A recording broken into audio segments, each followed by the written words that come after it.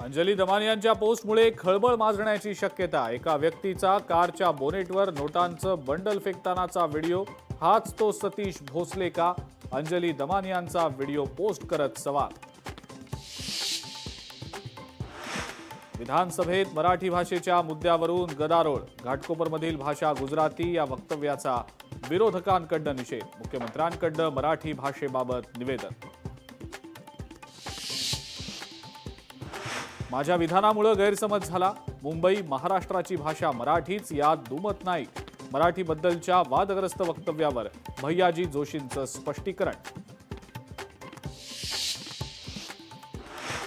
लोकशाही मराठीच्या पाहणीत म्हाडाच्या झोपडपट्टी सुधार मंडळाचा आणखी एक घोटाळा उघड। चांदिवलीत एकाच भिंतीच्या 4 भिंती दाखवत तब्बल 3 कोटींचा घोटाळा।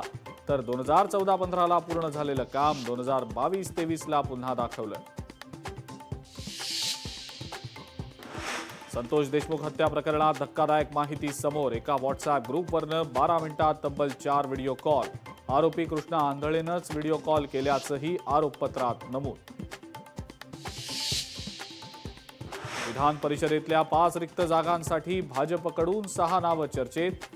राम सातपुते, केशव उपाध्ये, संदीप जोशींसह जगदीश मुळीक, संजय केनीकर, प्रमोद जठारांचंही नाव चर्चेत। मुंबईतल्या अँटिलिया बॉम्ब प्रकरणी सचिन वाझेला दिलासा द्यायला हायकोर्टाचा नकार। अटकेला आव्हान देणारी याचिका कोर्टानं फेटाळली।